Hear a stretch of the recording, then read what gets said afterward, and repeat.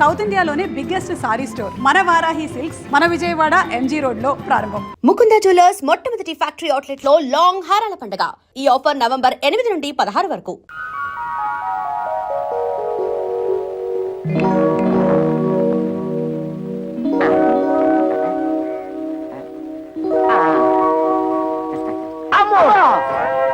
ఏంట్రా కదా? ఓహో,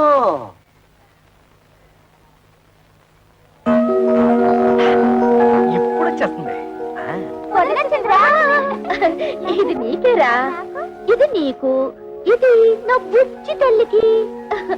పార్వతి, ఇది నీకు. థ్యాంక్స్ వదినా. పదండి.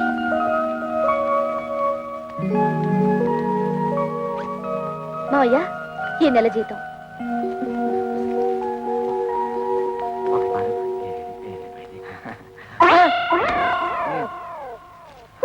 కోడలి పిల్ల నాకిచ్చింది. నీ తెచ్చింది నిన్ను ఖర్చు పెట్టుకోమని కాదు. అదే మండే మాట. ఏది ఆ. ఏది?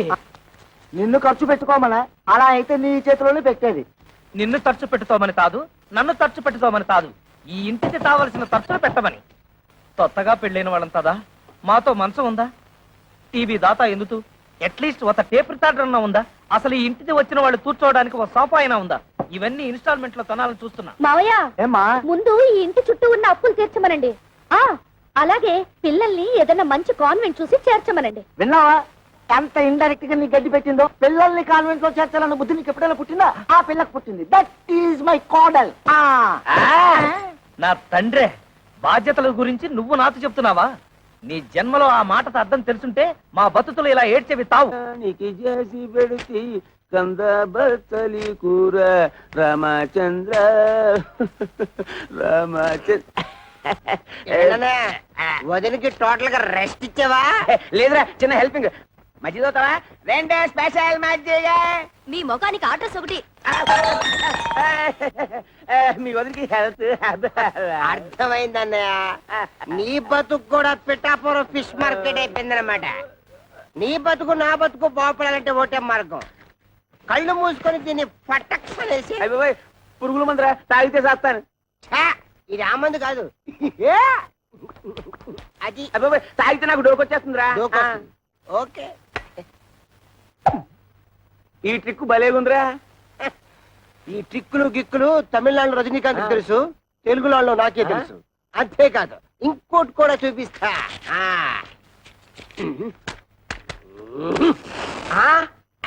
అలాగే ఉండు.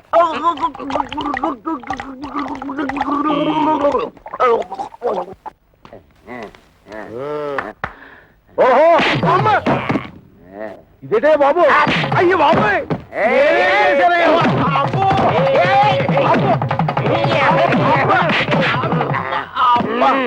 మీ అడ్డుకోదండం ఇందాకటి నుంచి కొట్టిన చోట కొట్టకుండా తిట్టిన తిట్టకుండా ఒళ్ళంతా కొల్లబొట్టి చేస్తున్నారు. అసలు ఎందుకు కొడుతున్నారో చెప్పనే అదేరా, ఆడికేమో వయసు ఎక్కువ, నాకేమో గ్లామర్ తక్కువ అని మా పెళ్లి చేయమని మా లైఫ్ నీ చేతిలో పెడితే చేయించాను కదా మీ పెళ్ళిళ్ళు. చేసింది పొరపాటు. ఏదో మా గంట దగ్గర బంతు చూడమంటే హై క్లాస్ పట్టు పరుపులు చూసి మమ్మల్ని కట్టు పెడతారు. చల్లడి చద్దన్నం పెట్టమంటే నోరుగాలే బిర్యానీ పెడదావురా. ఎక్కడ డబ్బా తీసుకొని ఒంటి మీద పోసుకొని తగలు పెట్టుకుంటారు. అది వరకట్న కేసు కింద పోలీసులు మమ్మల్ని కేసు బుక్ చేసి ఉరి చేస్తే నువ్వు చూస్తా.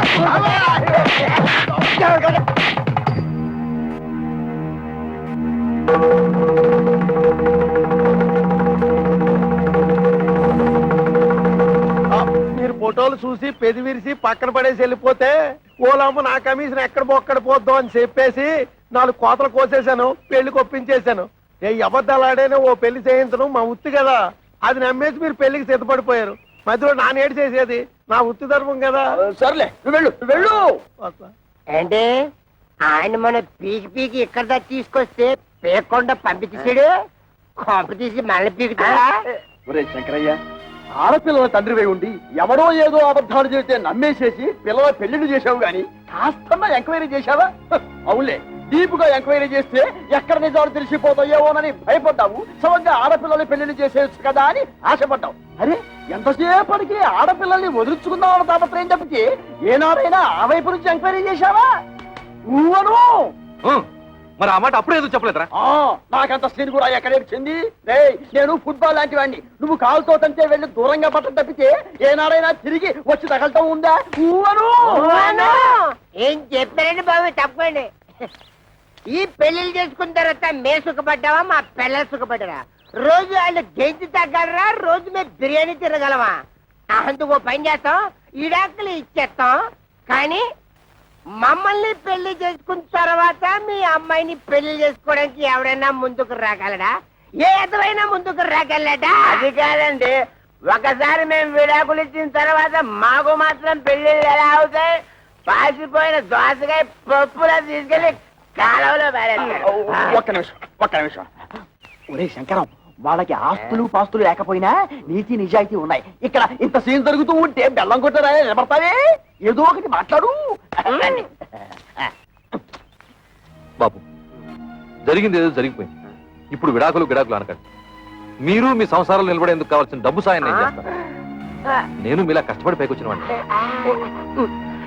ఏమిట్రా మనం ఒకటి అనుకుంటే ఇంకోటి జరిగింది, డబ్బిస్తానంటున్నాడు. అంటే చపాతీ విరిగి కూమాలో పడ్డం అంటే ఇదే, చెత్తొచ్చి కుప్పతట్లు పడ్డం అంటే ఇదే. మన చేతులు విచ్చింది, డబ్బులు చెత్తగా సంపాదించి.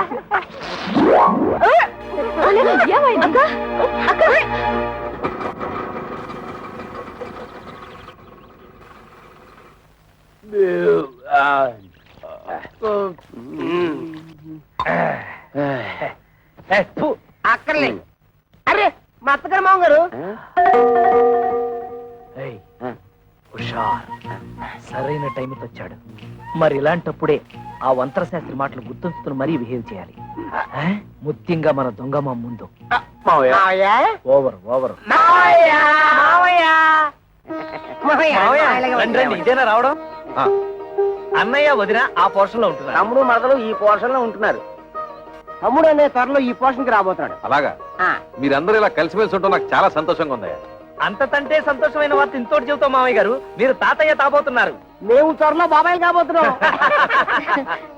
బయట నుంచి మాట్లాడుకోవడం ఎందుకు, లోపలికి రండి. రామా రండి మామయ్య రండి.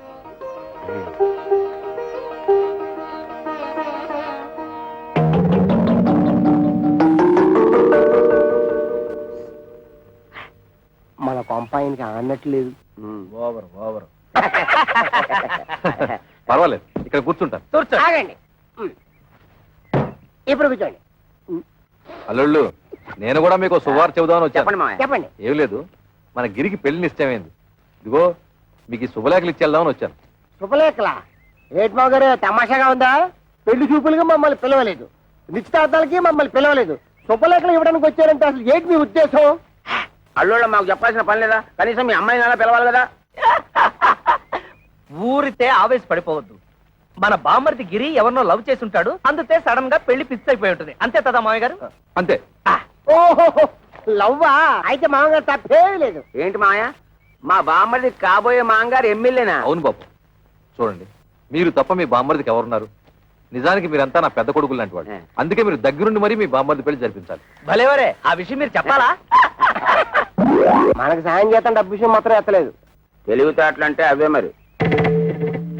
మీ నాన్నతి నెప్పి తగలతుండా ఆయన తంటే తెలివిగా మన బిజినెస్ లకి ఇస్తానన్న డబ్బులు అడగటం ఎలా? దీన్ని గురించి ఆలోచించాలి.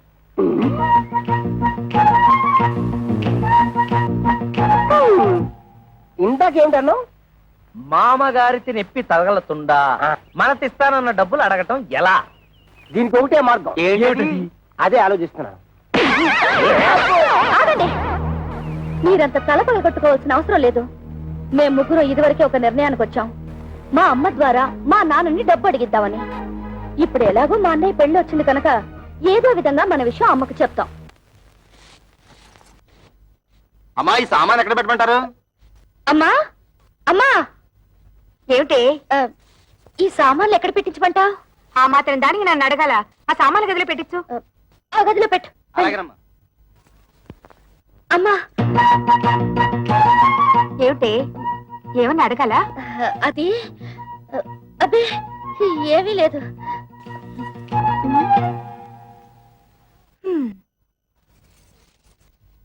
అమ్మా ఏమిటి? అది అది మేమందరం వచ్చేటప్పుడు చెప్పమ్మా. ఏ లేదు, నువ్వు లోపలికి వెళ్ళు, తర్వాత చెప్తాను. ఏమిటో. కళ్యాణి, అమ్మ ఇట్టు వచ్చింది, అడిగావా? అడగలేదే. సర్లే, నేను ట్రై చేస్తాను. ఏమండి, ఏమిటో చెప్పు. మీరు అల్లుళ్ళు వ్యాపారాలు పెట్టుకోవడానికి డబ్బులు ఇస్తాన్నట్టుగా? అన్నాను, నీకెవరు చెప్పారు?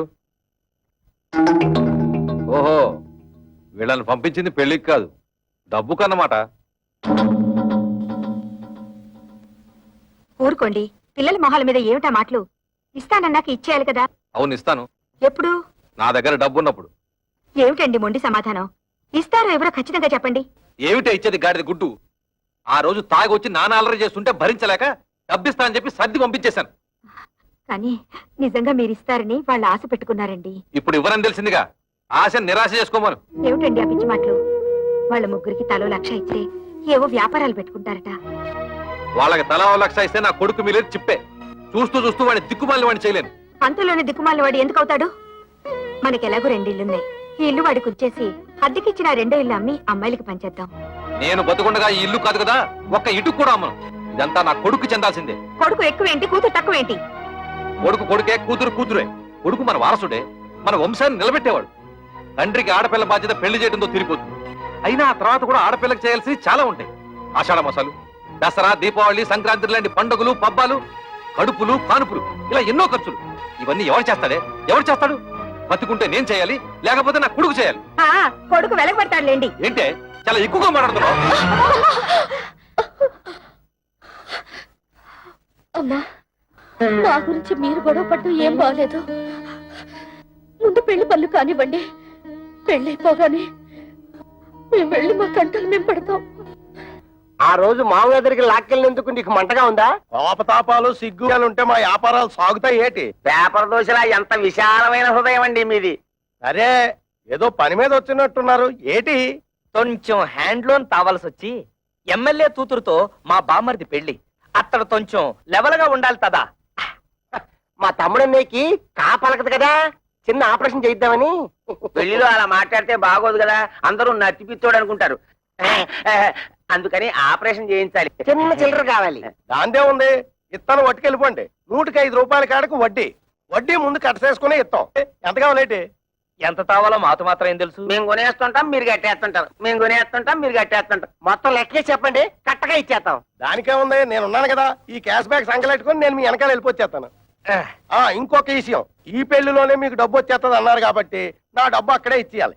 ఇచ్చేది 10న 3 నెలలు వడ్డీ కట్టసేసుకుంటాం. ఏటంటారు?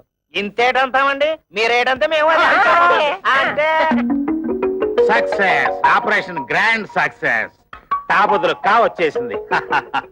బాబు, ఆ డెట్టాల్ని బాగా పుక్కిలించి మేసాయి.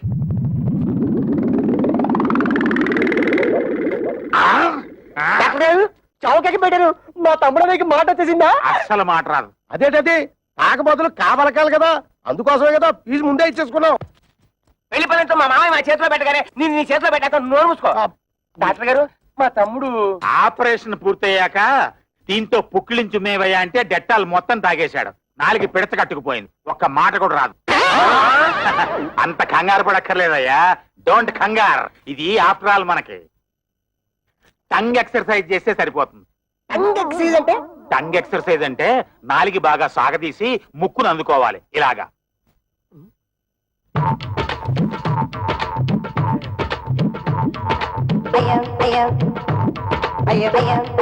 అన్నం చూసి అందరూ పంచి పట్టించేస్తారేమో.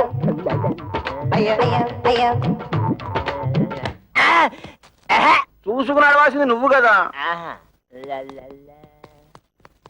ఆ అబ్బాయిని చూడండి, 4తో ముక్కు పట్టుకోవాలని ఎలా ట్రై చేస్తున్నాడు.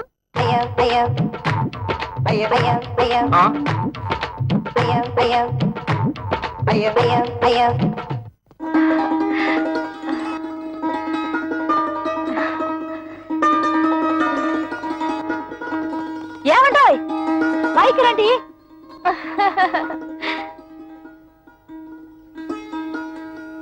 మరి పెళ్లి టైం కాకుండా కాస్త ముందుగా వచ్చి ఇంటర్లు నడిపించుకున్నారు. థ్యాంక్స్.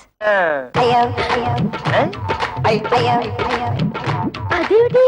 పెళ్లికి వస్తున్నాం కదా అని కాపలగడానికి ఆపరేషన్ చేయించాం. ముక్కిలించి ఉమ్మేయమంటే డట్టాలు మొత్తం తాగేశాడు. గొంతు బిగపట్టేసింది. 3 రోజుల దాకా నోట మాట రాదన్న మాట. తమ్ముడన్నయ్య సిరిసిరిమూల Jayaprada type. Oh my god, ఈలోగా ఆయన ఏమైనా చెప్పాలంటే ఆదివారం టీవీలో మోగవార్తల టైపు తమ్ముడన్నయ్య. ఈ పెళ్లి మే మీరు కట్టుకోవడానికి పట్టు చీరలు తెచ్చాము. హై ఈచ్ 5000 రూపాయలు. అల్లె బాబా అల్లెల్లప్ప కిత్త కైకి రింగిలియా అంటే మీ తమ్ముడికి ఇవ్వడానికి మేము ముగ్గురం 3 ఉంగరాలు కొన్నామన్నమాట. Each 2000 rupees pure gold. మీ తమ్ముడు చేసుకోబోయేది ఎమ్మెల్యే గారి అమ్మాయిని కదా, ఆయన లెవెల్ కి తగ్గట్టు మేము ముగ్గురం 3 కొత్త డ్రెస్సులు కొన్నామన్నమాట. Each 1000 rupees. మీకు అంత డబ్బెలా వచ్చింది? వరల్డ్ బ్యాంక్ ఇచ్చింది. లేడీస్ ఈ వివరాలు మీకెందుకు? అప్పు తీర్చి మార్గం మాకు తెలుసు.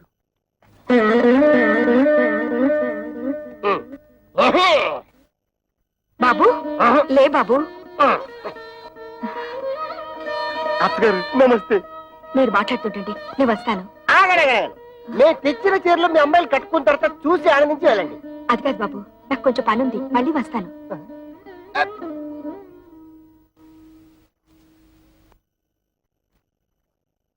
ఇదిగో మీరు వెళ్ళి చీరలు కట్టుకుండండి.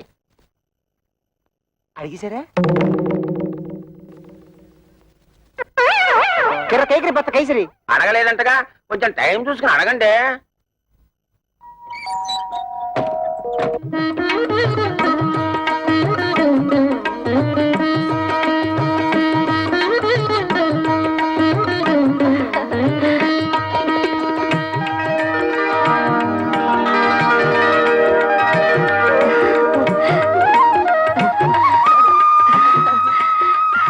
రండమ్మా, పెళ్లి పనులు చూద్దరు గాని. మా వాళ్ళు ఇంకా రాలేదు, వాళ్ళు వచ్చిన తర్వాత వస్తాం. రాక ఆ వచ్చే వాళ్ళే శంకరయ్య అల్లుళ్ళు.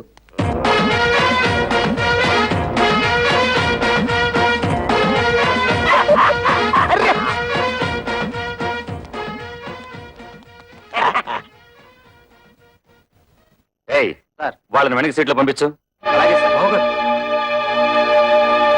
ఇదేంటిది ఇక్కడ కూర్చున్నారు? ఈ సీట్లు విఐపీల కోసం. మేము విఐపీలువే.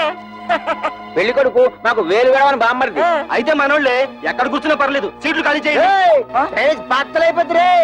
ఏట్రా సీటు ఖాళీ చేసేది? బొట్లో బాటలు.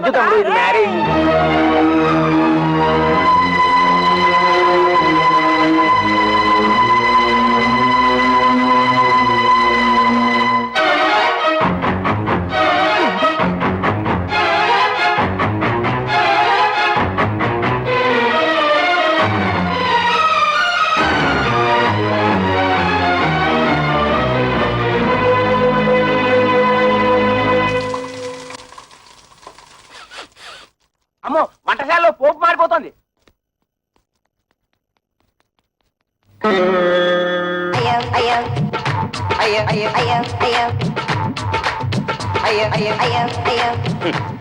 ఇదిగో శంకరయ్య గారు, ఒక్కరూ పెళ్లి మండపం చూడటం లేదు.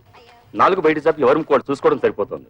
అయ్యా, నాదో చిన్న సలహా. ఏమిటి? ఇప్పుడు వీళ్ళందరి వాళ్ళకం చూస్తుంటే వీళ్ళంతా మిమ్మల్ని నాలుకలు పెట్టి వెక్కిరిస్తున్నట్టుగా ఉంది. ఈ టైంలో మనం ఒక పని చేస్తే బాగుంటుంది. చెప్పు. ఏమీ లేదు, భోజనాల సెక్షన్ ఇప్పుడు ఓపెన్ చేశామనుకోండి, వీళ్ళంతా వెళ్లి ఫుడ్ మీద పడతారు, ఈ టంగు బిజినెస్ మానుకుంటారు. అనండి. కరెక్ట్, మంచి సలహా ఇచ్చావు. వెళ్ళే పని చేద్దాం పదండి. ఏమండి, భోజనాలకు వెళ్దాం. ఏమండి, తిండి. అరే కిరమప్పో జింగి జారి కిరమప్ప అచ్చుల్లా గుచ్చుల్లా గుమ్మాలక్కడి గుమ్మప్పో కిరమప్పో జింగి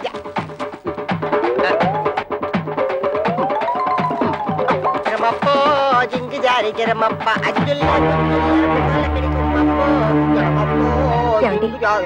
అల్లుళ్ళు ఇంత మంచి వాళ్ళని నేను ఊహించలేదండి. వాళ్ళు ఖరీదైన బట్టలు కొనుక్కుని కూడా మనం బట్టలు పెట్టామని వాటినే వేసుకున్నారు. ఇందాక పెద్దలుడు పోపు మాడిపోతుంటే వంటగదిలోకి వెళ్లి వంట సెట్ చేశాడు. అల్లుళ్ళు మనే దర్జాకు పోకుండా రెండో అల్లుడు ఆకులు ఎత్తి పడేస్తున్నాడంటే